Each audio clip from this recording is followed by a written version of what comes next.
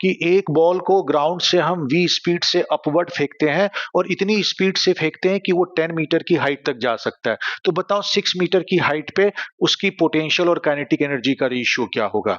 तो इसको कैसे सॉल्व करें? तो जब हम इसे अपवर्ड फेंकते हैं तो इस पर सिर्फ एक ही फोर्स एक्ट कर रहा है, ग्रेविटेशनल फोर्स, जो कि कंजर्वेटिव फोर्स है। और जब कंजर्वेटिव फोर्स किसी ऑब्जेक्ट पे एक्ट करता है तो टोटल एनर्जी हर पॉइंट पे कांस्टेंट होती है। तो इस केस में जो टोटल एनर्जी होगा बेसिकली मैकेनिकल एनर्जी होगा, जो कि सम ऑफ पोटेंशियल एनर्जी और काइनेटिक एनर्जी होगा। तो इसके पाथ के हर पॉइंट पे पोटेंशियल और काइनेटिक एनर्जी का सम कांस्टेंट होगा।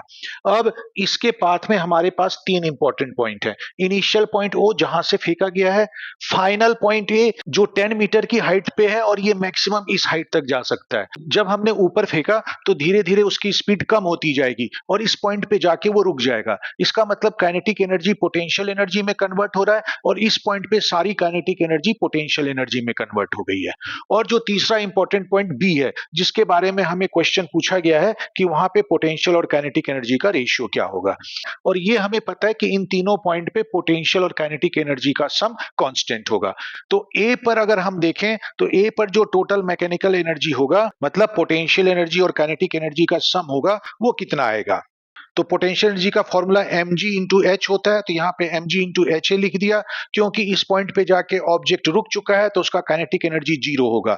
तो जो मैकेनिकल एनर्जी है वो आ जाएगा mg इंटू 10, क्योंकि हाइट 10 मीटर है, तो इसका मतलब ये हो गया 10 mg। अब हम बी पर मैकेनिकल एनर्जी निकालते हैं। तो बी पॉइंट पे मैकेनिकल एनर्जी होगा, उस पॉइंट पे पोटेंशियल और काइनेटिक एनर्जी का सम। तो उस पॉइंट पे पोटेंशियल एनर्जी के लिए हम वही फॉर्मूला mgh लगाते हैं, तो हम लिख सकते हैं mg इंटू hb, और काइनेटिक एनर्जी हमें नहीं पता है एग्जैक्टली, तो हम उसको वैसे ही काइनेटिक एनर्जी लिख देते हैं अभी। तो बी पॉइंट की हाइट ग्राउंड से है 6 मीटर, क्योंकि ग्राउंड लेवल को हमने 0 पोटेंशियल माना है, तो 6 मीटर की हाइट पे पोटेंशियल एनर्जी हो जाएगा mg इंटू 6, और प्लस काइनेटिक एनर्जी इस पॉइंट पे नहीं पता है तो उसे काइनेटिक एनर्जी ऑफ बी लिख देता हूं।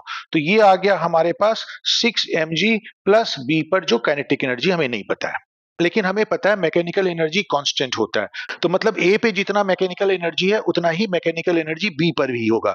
तो मैं लिख सकता हूं 10 mg equal to 6 mg plus kinetic energy at B, और जब मैं इसे सॉल्व करूंगा तो बी पर जो काइनेटिक एनर्जी होगा वो 10 mg minus 6 mg equal to 4 mg आ जाएगा। तो इस तरह से बी पर मुझे पोटेंशियल एनर्जी 6 mg मिल चुका है और काइनेटिक एनर्जी 4 mg मिल चुका है। अब हमें इन दोनों का रेशियो चाहिए, तो दोनों को मैं डिवाइड कर देता हूं। तो ये हो जाएगा 6 mg बाय 4 mg, तो जो कि आ जाएगा 3/2।